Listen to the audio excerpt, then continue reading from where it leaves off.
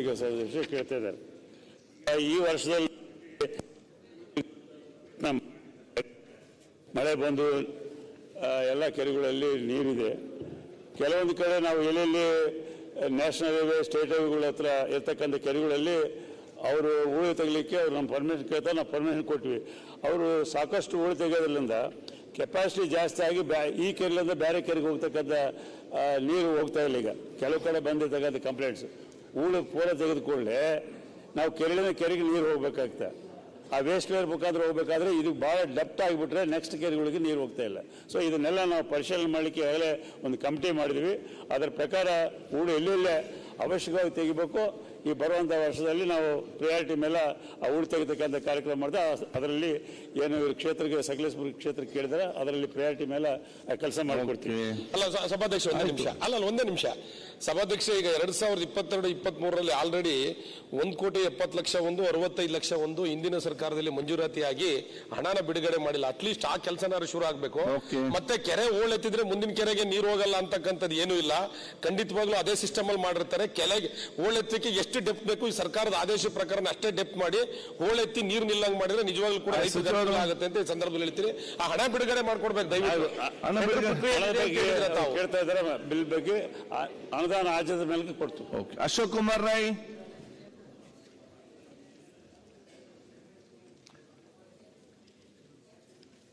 H K Patil, ಪ್ರವಾಸೋದ್ಯಮ ಸಚಿವರು.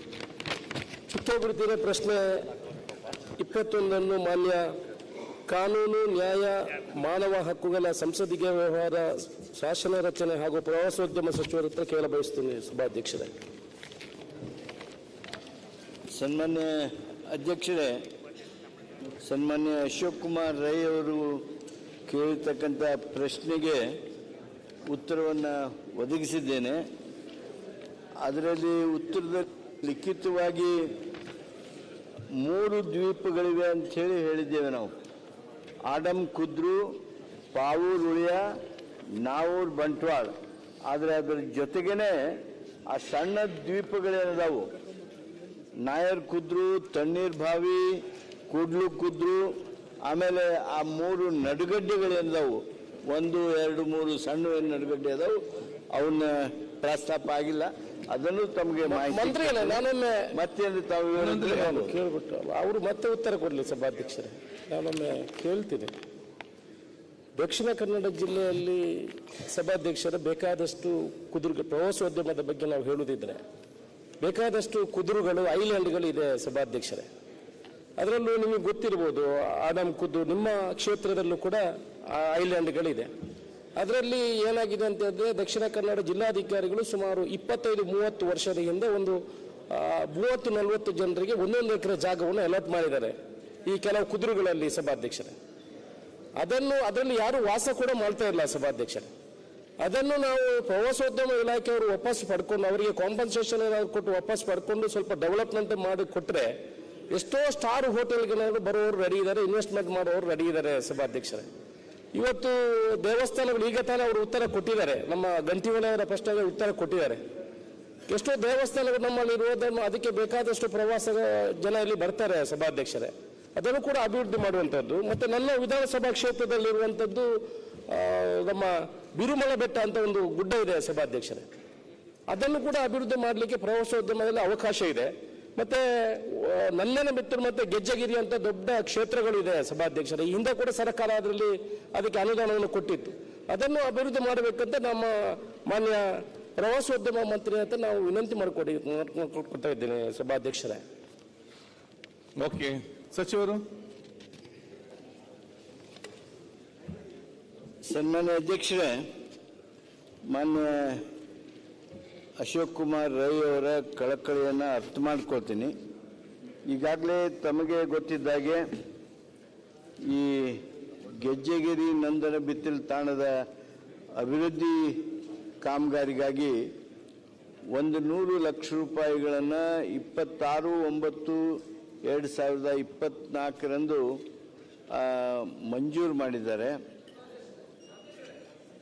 ಮಂತ್ರಿಗಳೇ, ಅದು 2 ಕೋಟಿ ನಮ್ಮ ಶಾಸಕರ ನಿಧಿಯಲ್ಲಿ ಬಂದಿರುವಂಥದ್ದು, ಅದು ಬಿರುಮಲ ಬೆಟ್ಟಕ್ಕೆ ಬಂದಿರುವಂಥದ್ದು ಮಂತ್ರಿಗಳೇ. ಬಿರುಮಲ ಬೆಟ್ಟಕ್ಕೆ ನಮ್ಮ ಶಾಸಕರ ನಿಧಿಯಲ್ಲಿ 25 ಕೋಟಿ ಕೊಟ್ಟದ್ರಲ್ಲಿ ನಾನು 2 ಕೋಟಿಯನ್ನು ಬಿರುಮಲಗುಡ್ಡ ಅಭಿವೃದ್ಧಿಗೆ ಇಟ್ಟಿದ್ದೀನಿ. ಅದರಲ್ಲಿ 1 ಕೋಟಿ ಬಿಡುಗಡೆ ಆಗಿದೆ. ಅದು ಈಗ ಕೆಲಸ ಆಗ್ತಾ ಇದೆ. ಬಟ್ ನಂದನ ಮಿತ್ತೂರು ಮತ್ತೆ ಗೆಜ್ಜೆಗಿರಿಗೆ ಯಾವುದೇ ಅನುದಾನಗಳು ಇಷ್ಟವರೆಗೆ ಬಂದಿಲ್ಲ. ಅದರ ಕಾಮಗಾರಿಗಳಿಗೆ ಆರಂಭ ಆಗಿದೆ. ಅದು ನನ್ನ ಓಕೆ, ಉತ್ತರ ಕೊಡ್ಲಿ. ಅಧ್ಯಕ್ಷರೇ, ಅವರ ಕ್ಷೇತ್ರದ ಗೊತ್ತಲ್ಲಿ ಏನು ಗೆಜ್ಜೆಗಿರಿ ನಂದನ ಬಿತ್ತಲ ತಾಣ ಇದೆ, ಅದ್ರ ಬಗ್ಗೆ ಸರ್ಕಾರ ಈಗ ಸದ್ಯಕ್ಕೆ ಯಾವುದೂ ಹಣ ಬಿಡುಗಡೆ ಮಾಡಿಲ್ಲ ಅನ್ನೋದನ್ನು ಪ್ರಸ್ತಾಪ ಮಾಡಿದ್ದಾರೆ. ಸದ್ಯ ಆ ಪ್ರಸ್ತಾವನೆ ಈಗ ಇವರ ಪ್ರಶ್ನೆ ಮೂಲಕ ನಮ್ಮ ಎದುರಿಗೆ ಬಂದಿದೆ. ಬರುವ ವರ್ಷದ ಬಜೆಟ್ನೊಳಗೆ ಅದರ ಅಭಿವೃದ್ಧಿ ಕಾರ್ಯಕ್ರಮವನ್ನು ತೆಗೆದುಕೊಳ್ತೀವಿ. ಓಕೆ, ಈಗ ಒಂದು ಆ ಪಾವರೂಲಿ ಅಂತ ತಾವು ಹೇಳಿದ್ರಿ ಸಚಿವರೇ, ನನ್ನ ಕ್ಷೇತ್ರದಲ್ಲಿ ಬರ್ತದೆ, ನಿಜ ಉತ್ತಮ ಸ್ಥಳ, ಜನ ಕೂಡ ಇದ್ದಾರೆ, ಶಾಲೆ ಕೂಡ ಇದೆ, ಚರ್ಚ್ ಕೂಡ ಇದೆ, ಲ್ಯಾಂಡ್ ಕೂಡ ಇದೆ. ಅದಕ್ಕೆ ತೂಗು ಸೇತುವೆ ಅಂತ ಪ್ರಪೋಸಲ್ ಕೊಟ್ಟು ಫೈನಲ್ ಸ್ಟೇಜಲ್ಲಿ ಇದೆ. ಅದನ್ನು ಸ್ಪೆಷಲ್ ಆಗಿ ಒಂದು ನೋಡ್ಕೊಳ್ಬೇಕು. ಪಾವರೂಲಿಯ ಅಲ್ಲಿಗೆ ಸಂಪರ್ಕ ಅಂತ ಯಾವುದು ಕೂಡ ಇಲ್ಲ. ಜನ ಬೋಟಲ್ಲಿ ಬರ್ತಾರೆ, ಮಳೆಗಾಲದಲ್ಲಿ ಬಹಳ ಕಷ್ಟ ಅವರಿಗೆ. ಮತ್ತೆ ಟೆಂಪರ್ ಅವರೇ ಒಂದು ಬ್ರಿಡ್ಜ್ ಮಾಡಿರ್ತಾರೆ. ತೂಗು ಸೇತುವೆ ಒಂದು ಪ್ರಪೋಸಲ್ ಕೊಟ್ಟಿದ್ದೇನೆ, ಒಂದು ಆದ್ಯತೆ ಮೇಲೆ ನೋಡಬೇಕು. ಅಧ್ಯಕ್ಷರೇ, ಈ ಪಾವರೂಳಿಯ ಹತ್ರ ತಾವು ತೂಗು ಸೇತುವೆ ಮಾಡಬೇಕು ಅನ್ನುವಂಥ ಏನು ಸಲಹೆಯನ್ನು ಕೊಡ್ತಾ ಇದ್ದೀರಿ, ಸರ್ಕಾರ ಇದನ್ನು ಗಂಭೀರವಾಗಿ ಪರಿಶೀಲನೆ ಮಾಡ್ತದೆ. ಅದರ ಜೊತೆಗೇ ಮಾನ್ಯ ಅಶೋಕ್ ಕುಮಾರ್ ರೈ ಅವರು ಈ ನಡುಗಡ್ಡೆಗಳಲ್ಲಿ, ಸಣ್ಣ ದ್ವೀಪಗಳಲ್ಲಿ ಕೆಲವು ಲ್ಯಾಂಡ್ಗಳನ್ನು ಅಲಾಟ್ಮೆಂಟ್ ಮಾಡಿತ್ತು. ಅದನ್ನು ಸರ್ಕಾರ ವಾಪಸ್ ಪಡೆದುಕೊಂಡು ಅಲ್ಲಿ ಬೇರೆ ಬೇರೆ ಪ್ರವಾಸೋದ್ಯಮದ ಚಟುವಟಿಕೆ ಮಾಡೋದಕ್ಕೆ ಅನುಕೂಲ ಆಗುತ್ತೆ ಅಂತ ಪ್ರಯತ್ನ ಮಾಡಿರಿ ಅಂತ ಹೇಳಿದರು. ಒಳ್ಳೆಯ ರಚನಾತ್ಮಕ ಸಲಹೆ. ಅಧ್ಯಕ್ಷರೇ, ನಾನು ನಮ್ಮ ಪ್ರಧಾನ ಕಾರ್ಯದರ್ಶಿಗಳನ್ನು ಈ ದ್ವೀಪಗಳಿಗೆ ಕಳಿಸಿ ಸರ್ಕಾರದ ಜಮೀನು ಏನಾದರೂ ಅಲಾಟ್ ಮಾಡಿದರೆ ಅದನ್ನು ವಾಪಸ್ ಪಡೆಯೋದ್ರ ಬಗ್ಗೆ ಏನು ಮಾಡ್ಬೋದು ಅನ್ನೋದ್ರ ಬಗ್ಗೆ ಸರ್ಕಾರ ಪರಿಶೀಲನೆ ಮಾಡ್ತದೆ. ಅಧ್ಯಕ್ಷ ಒಂದು ನಿಮಿಷ ಕೊಟ್ಟೇನ್ರೆ, ಒಂದು ನಿಮಿಷ ಮುಗಿಸ್ತೇನೆ. ಬುಕ್ಕ ಇರ್ಬತ್ತಲ್ಲಿ. ಈಗ ಈ ಐಲ್ಯಾಂಡ್ಗಳು ಏನಿದೆ, ದ್ವೀಪಗಳು ಏನಿದೆ ಸಭಾಧ್ಯಕ್ಷರೇ, ಅದರಲ್ಲಿರುವ ಜಾಗವನ್ನು ನಾವು ಸರ್ಕಾರ ಪಡ್ಕೊಂಡು ಹೋಟೆಲ್, ಸ್ಟಾರ್ ಹೋಟೆಲ್ ಅವರಿಗೆ ಕೊಟ್ಟು ಯಾವ ಇನ್ವೆಸ್ಟ್ಮೆಂಟ್ ಬೇಡ ಸಭಾಧ್ಯಕ್ಷರೇ. ಆಯ್ತು, ಅದರಲ್ಲೇ ದುಡ್ಡು ಬರ್ತದೆ, ಅದರಲ್ಲೇ ಪ್ರವಾಸೋದ್ಯಮ ಇಲಾಖೆಗೆ ದುಡ್ಡು ಬರ್ತದೆ. ಅವ್ರು ಹೇಳಿದ ಮೀಟಿಂಗ್ ಮಾಡುವಂತ ಹೇಳಿಕೊಂಡು ಆಯ್ತು, ಒಳ್ಳೇದಾಯ್ತು. ಅದು ಬೇಗ ಮಲ್ಪಲಿ ಸಭಾಧ್ಯಕ್ಷ. ನಮ್ಮ ಕನ್ನಡದಲ್ಲಿ ಮಾತಾಡಿದೆ. ಈಗಾಗಲೇ ಕರಾವಳಿ ಭಾಗದಲ್ಲಿ ನಮ್ಮ ಸಸಿಹಿತ್ತಲು ಇರ್ಬೋದು, ತಣ್ಣೀರು ಬಾವಿ ಇರ್ಬೋದು, ಕರಾವಳಿ ಭಾಗದ ವಿಪುಲವಾದಂತಹ ಅವಕಾಶಗಳಿವೆ. ಆದ್ದರಿಂದ ದಯವಿಟ್ಟು ಈ ಸಲದ ಬಜೆಟ್ ಅಲ್ಲಿ ಕರಾವಳಿ ನಮ್ಮ ಬೀಚುಗಳಿಗೆ, ಸಸಿಹಿತ್ತಲು ಬೀಚ್ ಇರ್ಬೋದು, ಹಾಗೇನೆ ನಮ್ಮ ನಮ್ಮ ಸಭಾಧ್ಯಕ್ಷರ ಕ್ಷೇತ್ರದಲ್ಲಿರುವಂತಹದ್ದು ಪನಂಬೂರು ಬೀಚ್ ಇರ್ಬೋದು, ಈ ಬೀಚ್ಗಳನ್ನು ಅಭಿವೃದ್ಧಿಪಡಿಸಲಿಕ್ಕೆ ಬಜೆಟ್ ಅಲ್ಲಿ ವಿಶೇಷವಾಗಿ ಒಂದು ಅನುದಾನವನ್ನು ಮೀಸಲಿಡಬೇಕು ಅಂತ ತಮ್ಮಲ್ಲಿ ಕಳಕಳಿಯ ವಿನಂತಿಯನ್ನು ಮಾಡ್ತೇನೆ. ಯಾಕೆಂದ್ರೆ ಇಡೀ ಕೋಸ್ಟಲ್ ಬೆಲ್ಟ್ ಕರಾವಳಿ ಅವರು ಬೇಡಿಕೆ ನಿಟ್ಟಿದ್ದಾರೆ. ಸಚಿವರು ಪರಿಗಣಿಸ್ತಾರೆ ಮೇಲೆ ವಿಶ್ವಾಸ ಇದೆ. ನೆಕ್ಸ್ಟ್ ಬರ್ಮಗೌಡ ಆಲಗೌಡ ಕಾಗೆ, ಬರ್ಮಗೌಡ ಅಲ್ಲ, ಸುರೇಶ್ HK ಬೇಲೂರು, ಸುರೇಶ್ HK, ವೆಂಕಟೇಶ್ವರರೆಡ್ಡಿ,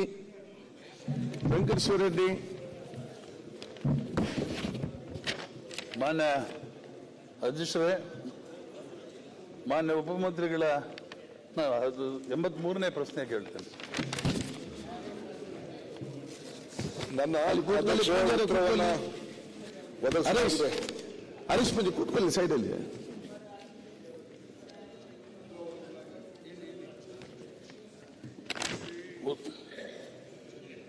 ಉತ್ತರಗಳು ಬಹಳ ಸ್ವಾಗತಾರ್ಹ. ಈಗಾಗಲೇ ಭೂ ಸ್ವಾಧೀನ ಪ್ರಕ್ರಿಯೆಯನ್ನು ಶೀಘ್ರವಾಗಿ ಪೂರ್ಣಗೊಳಿಸಲಾಗಿ ಕೋಲಾರ ಮತ್ತು ಶ್ರೀನಿವಾಸಪುರ ಫೀಡರ್ ಪೈಪ್ಲೈನ್ ಕಾಮಗಾರಿಗಳನ್ನು 25-26 ಎತ್ಕೊಳ್ತೇವೆ ಅಂತ ಹೇಳಿದ್ದಾರೆ. ಬಹಳ ಸಂತೋಷ, ಸ್ವಾಗತಾರ್ಹ. ಮತ್ತೆ ಈ ಕಂಪ್ಲೀಟ್ ಯೋಜನೆಯನ್ನ, ಎತ್ತಿನಹೊಳೆ ಯೋಜನೆಯನ್ನ 27ನೇ ಇಸ್ವಿಗೆ ಪೂರ್ಣಗೊಳಿಸ್ತೇವೆ ಅಂತ ಹೇಳಿದ್ದಾರೆ. ಅದು ಕೂಡ ನಾನು ಸ್ವಾಗತ ಮಾಡ್ತೇನೆ. ಇವತ್ತು ಮುಖ್ಯವಾಗಿ ಈ ಒಂದು ಸ್ಕೀಮ್ ತಂದಿದ್ದು ಮೂಲಭೂತವಾಗಿ ಚಿಕ್ಕಬಳ್ಳಾಪುರ ಕೋಲಾರ ನೀರು ಕೊಡುವುದಕ್ಕೆ. ಕುಡಿಯುವ ನೀರು ಕೊಡೋದಕ್ಕೆ ಅದು. ಮತ್ತೆ ಇದು ಸ್ವಲ್ಪ 11 ವರ್ಷ ಆಗಿದೆ, ನಿಧಾನ ಆಗಿದೆ. ನಾನು ಮಾನ್ಯ ಉಪಮುಖ್ಯಮಂತ್ರಿಗಳನ್ನ ಕೇಳ್ಕೊಳ್ತೇನೆ, ವಿನಂತಿ ಮಾಡ್ಕೊಳ್ತೇನೆ. ಇವು ಸರ್ಕಾರಕ್ಕೆ ಒಳ್ಳೆಯ ಹೆಸರು ಬರುತ್ತೆ. ತಕ್ಷಣ ಹೆಚ್ಚಿನ ಒಂದು ಬಡ್ಜೆಟ್ ಅನ್ನು ಅಲೋಕೇಟ್ ಮಾಡಿ ಒಂದು ವರ್ಷ ಮುಂಚೆನೆ 26ನೇ ಇಸ್ವಿಗೆ ಮಾಡಬೇಕು ಅಂತ ನಾನು ವಿನಂತಿ ಮಾಡ್ಕೊಳ್ತೇನೆ. ಮತ್ತೆ ಇರಪ್ಪ, ಮತ್ತೆ ಈಗ ಕೆಲವು ಟ್ಯಾಂಕ್ ಫಿಲ್ಲಿಂಗ್ ಯೋಜನೆಗಳನ್ನ ಕೈ ಎತ್ಕೊಂಡಿದ್ದಾರೆ.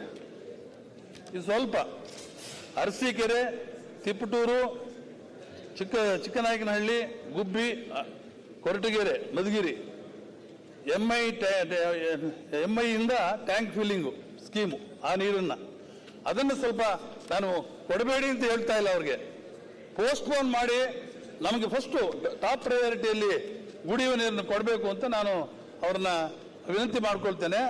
ಯಾಕಂದ್ರೆ ನಮಗೆ ಆ 2 ಜಿಲ್ಲೆಯಲ್ಲಿ ಬೋನ್ ರಿಲೇಟೆಡ್ ಕಾಯಿಲೆಗಳು ಅನುಭವಿಸ್ತಾ ಇದ್ದಾರೆ ಜನ. ಸೊ ಆದ್ದರಿಂದ ಆದಷ್ಟು ಬೇಗ ಈ ಯೋಜನೆಯನ್ನ, ಆ ಸ್ಕೀಮನ್ನ ಅವ್ರಿಗೆ ಸ್ವಲ್ಪ ನಿಧಾನ ಮಾಡಿ ಮತ್ತೆ ಕೈಗೆತ್ಕೊಳ್ಳಿ. ನಾನು ಡ್ರಾಪ್ ಮಾಡಿ ಅಂತ ಹೇಳ್ತಾ ಇಲ್ಲ, ವಿರೋಧ ಮಾಡ್ತಾ ಇಲ್ಲ. ಆಯ್ತು, ನಮ್ಮ ಸ್ಕೀಮ್ಗಳನ್ನ ಆದಷ್ಟು ಬೇಗ ಪೈಪ್ ಲೈನ್ ಯಾವಾಗ ಕೈಗೆತ್ಕೊಳ್ತೀವಿ, ಸ್ಟಾರ್ಟ್ ಮಾಡ್ತೀರಿ ಇವಾಗ ಅಂತ ನಮಗೆ ಮಾನ್ಯ ಮಂತ್ರಿಗಳನ್ನ ಕೇಳ್ತೇನೆ. ಅಧ್ಯಕ್ಷರೇ, ನಾನು ಫಸ್ಟ್ ನನ್ನ ಸ್ನೇಹಿತರು ವೆಂಕಟೇಶ್ವರರೆಡ್ಡಿಗೆ ಅಭಿನಯಿಸ್ತೀನಿ. 89ರಿಂದ ಅವ್ರ ಜೊತೆಲಿ ಇದ್ದೀನಿ. ಇವತ್ತೇ ಫಸ್ಟ್ ಕ್ವಶನ್ ಅವ್ರು ಕೇಳಿದ್ದು. ಮೊದಲನೇ ಕ್ವಶನ್ ಯಾವುದು ಕ್ವಶನ್ ಕೇಳಿರಲಿಲ್ಲ, ಇವತ್ತೇ ಫಸ್ಟ್ ಕ್ವಶನ್ ಕೇಳಿದಿರಿ. ನಿಮ್ಮ ಕ್ಷೇತ್ರದ ಪರವಾಗಿ ಇವತ್ತೇ ಭಾಷಣ ಮಾಡಿದ್ದು ನಾನು ನೋಡಿದ್ದು. ನಿಮಗೆ ಅಭಿನಂದನೆಗಳು. ಫಸ್ಟ್ ನಿಮ್ಮ ಕ್ಷೇತ್ರದ ಪರವಾಗಿ ಅಭಿನಂದನೆಗಳು. ನಗ್ತಾನೆ ನಮ್ಮ ಮಂಜ ಹಿಂದೆಗಡೆ. ಅಧ್ಯಕ್ಷರೇ, ಏನು ನಮ್ಮ ವೆಂಕಟೇಶ್ವರರೆಡ್ಡಿ ಕೇಳಿದ್ದಾರೆ ಅದು ಬಹಳ ಅರ್ಥಪೂರ್ಣವಾದ್ದು.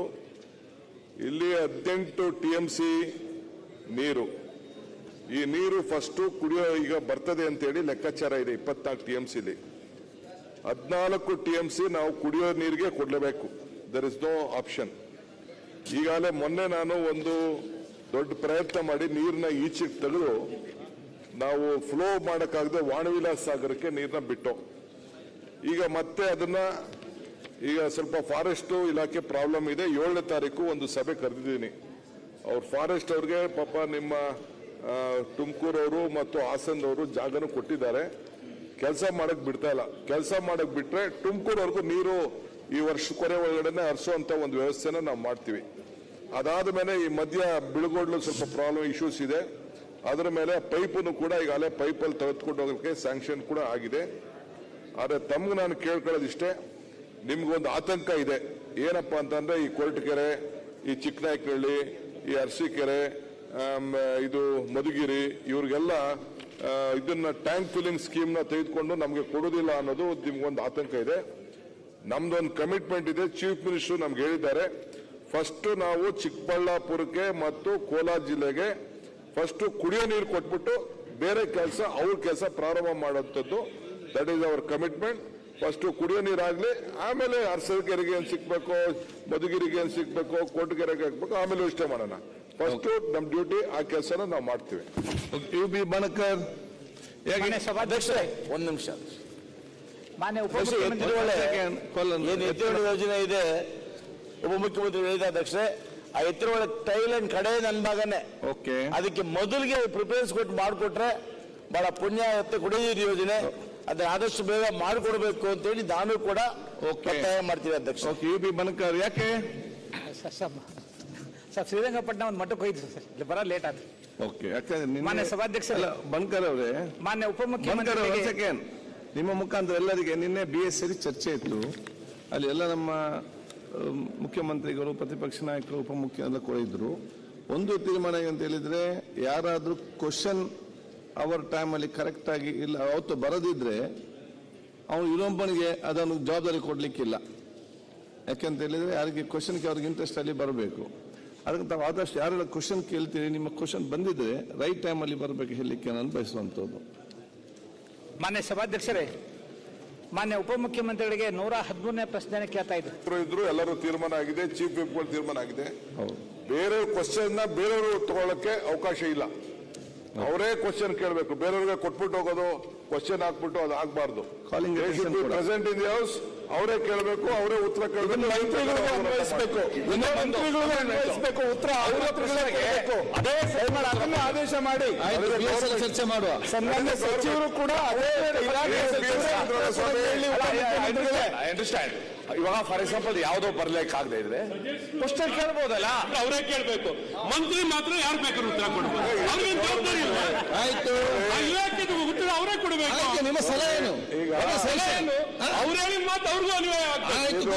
ಹೇಳಿದ್ರಲ್ಲ, ಸಲಹೆ ಕೊಟ್ಟಿದ್ರಲ್ಲ, ಅವ್ರು ಹೇಳಿದ ಮಾತು ಅವ್ರಿಗೂ ಅನ್ವಯ ಆಗ್ಬೇಕು. PSCಯಲ್ಲಿ ತೀರ್ಮಾನ ಆಗಿರುವಂತ ವಿಚಾರನ ಪ್ರಸ್ತಾವನೆಯನ್ನ ಮಾಡ್ತಾ ಇದ್ವಿ. ಅವರು ಬಣಕಾರ್ ಯಾರು ಹೇಳಿದ್ರು? ಅವರು ಇದ್ರು, ಅಶ್ವತ್ಥ ಕೂತ್ಕಲ್ ನೀವು, ಅವರು ಇದ್ರು, ಡೆಪ್ಟಿ ಸ್ಪೀಕರ್ ಇದ್ರು, ಮೆಂಬರ್ ಇದ್ರು, ಇಲ್ಲಿ ಮೇಡಮ್ ಇದ್ರು. ಇಲ್ಲ, ನಾನಿದ್ದಾಗ ತೀರ್ಮಾನ ಆಗಿಲ್ಲ. ಮೇಡಮ್ ಇದ್ರು. ಇಲ್ಲ, ಇದು ಈಗ ಸುರೇಶ್ ಕುಮಾರ್ ಅವರು ಅಶ್ವಥ್ ನಾರಾಯಣ್ ಹೇಳಿದ ರೀತಿ ಏನಿರ್ಲಿಲ್ಲ ಅಧ್ಯಕ್ಷ, ನಾನಿರ್ಲಿಲ್ಲ, ನನ್ಗೆ ಅದು ಇದ್ರಿ ಗಮನಕ್ಕಿಲ್ಲ. ಆಯ್ತು, ಗೊತ್ತಿಲ್ಲ, ನನ್ಗೆ ಅದು ಗಮನಕ್ಕೆ ಬಂದಿಲ್ಲ ಇರ್ಬೋದು. ನಿನ್ನೆ ನಡೆದಂತ ಸಭೆನೇ ನೀವು ನನಗನ್ಸ ಸರಿಯಾಗಿ ನಡೆಸಿಲ್ಲ. ಯಾರಿದ್ರು ನಿನ್ನೆ? ಪ್ರೋಟೋಕಾಲ ಇಲ್ಲ, ಇದ್ರು, ಒಂದು ಸ್ಯಾನಿಟಿ ಇರ್ಬೇಕು, ಒಂದು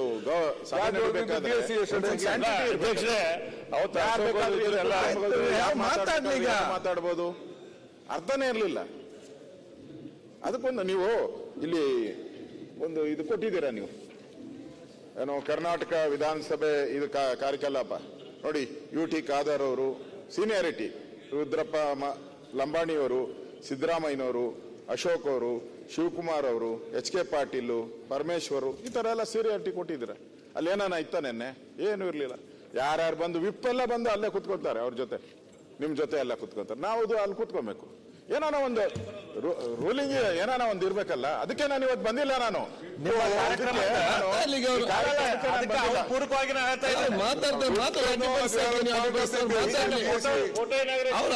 ಮಾತಾಡ್ಲಿ, ಆಯ್ತು, ಅದನ್ನ ಮಾತಾಡ್ತಿದ್ದಾರೆ, ಅವರೇ ಮಾತಾಡ್ತಿದ್ದಾರೆ. ನೀವು ಅವ್ರಿಗೆ ನೀವು ಅವಮಾನ ಮಾಡ್ತಿದ್ರಿ ಮಾತಾಡಿ. ಅಲ್ಲಿ ಒಂದು ಪ್ರೋಟೋಕಾಲ್ ಏನೂ ಇರಲಿಲ್ಲ. ನಾವು ಬೆಳಗಾವಿಯಲ್ಲಿ ಒಂದು ಬಸವಣ್ಣ ಅವರ ಫೋಟೋ ಇನಾಗ್ರೇಷನ್ಗೆ ಹೋದ್ರಿ. ಅಲ್ಲಿ ಆ ಪ್ರೋಟೋಕಾಲ್ ಪ್ರಕಾರ ಇರಬೇಕಾಯ್ತು. ನಾನು ಹೆಸರುಗಳೆಲ್ಲ ನಮ್ಮನ್ನು ಬಿಟ್ಬಿಟ್ರು. ಅಲ್ಲಿ MLA ಬಂದು ಕೂತ್ಕೊಂಡ್ರು. ನಾನು ಲಾಸ್ಟಲ್ಲಿ ಹೋಗಿ ಕೂತ್ಕೊಂಡೆ. ಇಲ್ಲ, ಮತ್ತೆ ಕರೆದು ಇಲ್ಲ, ನಾನು ಹೇಳ್ತಾ ಇದ್ದೆ ಬೆಳಗಾವಿ ಅಧಿವೇಶನದಲ್ಲಿ ಬಸವಣ್ಣ ಅವರ ಫೋಟೋ ಮತ್ತೆ ನೆನ್ನೆ ನಾವು ನೋಡ್ತಾ ಇದ್ದೀರಿ. ಈ ತರ ಆದ್ರೆ ನಾವ್ಯಾಕೆ ಬರ್ಬೇಕು ಇನಾಗ್ರೇಷನ್ಗೆ? ನಾವ್ಯಾಕೆ ಬರ್ಬೇಕು ಇನಾಗ್ರೇಷನ್ಗೆ? ಅದಕ್ಕೆ ನಾನು ಇವತ್ತು ಬರಲೇ ಇಲ್ಲ. ನಾನು ಇದನ್ನು ಕೂಡ ನನ್ನ ಗಮನಕ್ಕೆ ಬಂದಿಲ್ಲ. ಸನ್ಮಾನ್ಯ ಉಪಮುಖ್ಯಮಂತ್ರಿಗಳು ಏನ್ ಹೇಳಿದ್ದಾರೆ ಅದು ಎರಡೂ ಕಡೆ ಅಪ್ಲೈ ಆಗ್ಬೇಕು. ಈ ಕ್ವಶನ್ ಕೇಳಕ್ಕೆ ಇವತ್ತಿಂದ ಏನೋ ರೂಲ್ ಏನಿಲ್ಲ. ಬಹಳ ವರ್ಷಗಳಿಂದ ಯಾರು ಬರಲ್ಲೋ ಅವ್ರು ಮುಂಚೆನೆ ಸ್ಪೀಕರ್ ಅವರಿಗೆ ಲೆಟರ್ ಕೊಡ್ತಾರೆ, ನಾನು ಬರಕ್ಕಾಗ್ತಾ ಇಲ್ಲ, ಅವತ್ತು ಬೇರೆ ಕಾರ್ಯಕ್ರಮ ಇದೆ. ಕಾರ್ಯಕ್ರಮ ಬೇರೆ ಇರ್ಬೋದು, ಏನೋ ಆಸ್ಪತ್ರೆಗೆ ಹೋಗ್ಬೋದು ಅಥವಾ ಏನೋ ಸೀರಿಯಸ್ ಇರ್ಬೋದು. ಅದಕ್ಕೆ ನಾವು ಬೇರೆಯವ್ರಿಗೆ ಕೇಳಕ್ ಅವಕಾಶ. ಬಂದಿರೋ ಪ್ರಶ್ನೆಗೆ ಉತ್ತರ ಬರ್ಬೇಕಾಗ್ತದೆ ನಮ್ಗೆ. ಅದಕ್ಕೆ ಒಂದು ಪ್ರಯಾರಿಟಿ. ಅದನ್ನ ನೀವು ರದ್ದು ಮಾಡ್ತೀರಿ ಅಂದ್ರೆ ನಾವು ಅದನ್ನೇ ಕೇಳ್ತೀರಿ. ಮಂತ್ರಿ ಇದಾರ, ಮಂತ್ರಿನೇ ಉತ್ತರ ಕೊಡ್ಬೇಕು ಅಂದ್ರೆ ನೀವೆಲ್ಲ ಹೋಗ್ತೀರಾ? ಆಯ್ತು, ಸಲಹೆ ಇದು ಸಲಹೆನೇ ನಮ್ದುನು. ಓಕೆ, ನಿಮ್ಮಲ್ಲಿರೋ ಇಬ್ರಿಗೂ ಅಷ್ಟೇ, ಅವರೇ ಬರ್ಬೇಕು ಅಂತ ಡಿಸಿಷನ್. ತಾವು ಎಲ್ಲ ಅರ್ಜೆಂಟ್ ಯಾರೋ ತೀರ್ಕೊಂಡಿದ್ರು ಅಂತ ಎಲ್ಲ ಹೊರಗಡೆ ಹೋದ್ರಿ. ಎಲ್ಲರ ಸಮ್ಮುಖದಲ್ಲಿ ತೀರ್ಮಾನ, ಅವ್ರಿಗೂ ಅಕೌಂಟಬಿಲಿಟಿ ಇರ್ಲಿ ಅನ್ನೋ ದೃಷ್ಟಿಯಿಂದ ರಿಪ್ಲೈ ಎಲ್ಲರಿಗೂ ಹೋಗೇ ಹೋಗ್ತದಲ್ಲ, ರಿಟರ್ನ್ ರಿಪ್ಲೈ ಹೋಗೇ ಹೋಗ್ತದಲ್ಲ. ಅಲ್ಲ, ಈಗ ಮಂತ್ರಿಗಳೇ ರಿಪ್ಲೈ ಮಾಡಬೇಕು. ಅದು ಆಯ್ತಾ? ಈಗ ಒಪ್ಕೊಂಡಿದ್ದಾರೆ ಅವರೇ, ಉಪಮುಖ್ಯಮಂತ್ರಿಗಳು ಒಪ್ಕೊಂಡಿದ್ದಾರೆ. ಗವರ್ಮೆಂಟ್ ಯಾವ ಮಂತ್ರಿ ಇರ್ತಾನೋ ಆ ಮಂತ್ರಿನೇ ಉತ್ತರ ಕೊಡ್ಬೇಕು ಅಲ್ವಾ ಸುರೇಶ್ ಕುಮಾರ್ ಅವರು? ಅಷ್ಟೇ, ನಮ್ದು ಅದೇ ಪಾಲಿಸಿ. ಈಗ ಹಂಗಾಗಲ್ಲ. ನಾವು ಬೇರೆ ಯಾಕೆ ಉತ್ತರ ಕೇಳಬಾರ್ದು? ಬೇರೆ ಯಾಕೆ ಉತ್ತರ ಕೇಳಬಾರ್ದು? ನೀವು ಚರ್ಚೆ ನಾಯಕರವ್ರೆ, ಒಂದು ನಿಮಿಷ. ನೀವು ಬೇರೆಯವ್ರು ಕೇಳ್ಬೇಕಾದ್ರೆ ಸ್ಪೀಕರ್ ಅವರಿಗೆ ಬರೆದು ಹೇಳ್ಬೇಕು. ನಾನು ಇರುವುದಿಲ್ಲ, ಪರವಾಗಿ ಇನ್ನೊಬ್ರು ಕೇಳ್ಬೋದು. ಅವರು ಸ್ಪೀಕರ್ ಕೊಟ್ರೆ ಅದನ್ನ ಹೇಳ್ಬೋದು. ಬೇರೆ ಕೇಳ್ತಿಲ್ಲ. ಅಶೋಕ್ ಅವರೇ, ಈಗ ಉತ್ತಮವಾದ ವಿಚಾರ ಚರ್ಚೆ ಆಗಿದೆ. ಅದನ್ನು ನಾನು ಬಹುಶಃ ತಾವು ನಿನ್ನೆ MPS ಒಂದು ಚರ್ಚೆ ಒಂದು ಡಿಸಿಷನ್ ಆಗಿದೆ. ನಿಮ್ಮ ಒಂದು ಅಭಿಪ್ರಾಯ ತಾವು ಪ್ರತಿಪಕ್ಷ ನಾಯಕ ಸದಸ್ಯರು ತಾವು ಹೇಳಿದಿರಿ, ಮುಖ್ಯಮಂತ್ರಿ ಉಪಮುಖ್ಯಮಂತ್ರಿ ನೀವೆಲ್ಲ ಕೂತ್ಕೊಂಡು ಚರ್ಚೆ ಮಾಡಿದ್ರೆ ಅಂತಿಮ ತೀರ್ಮಾನ ತೆಕ್ಕೊಳ್ಳೋ ಒಂದು. ಮತ್ತು ಯಾವುದು ನಿನ್ನೆ ಆ ಪ್ರೋಟೋಕಾಲ್ ಇದ್ರ ಬಗ್ಗೆ ನಾನು ಅಧಿಕಾರಿಗಳು ಸ್ಪಷ್ಟವಾಗಿ ಹೇಳಿದ್ದೇನೆ. ನಮಗೆ ಮುಖ್ಯಮಂತ್ರಿಗಳು ಉಪಮುಖ್ಯಮಂತ್ರಿ ಸರ್ಕಾರದ ಮೇಲೆ ಗೌರವ ಇದೆ, ಪ್ರತಿಪಕ್ಷ ನಾಯಕರು ನಿಮಗೂ ಕೂಡ ಅಷ್ಟೇ ಗೌರವ ಇದೆ.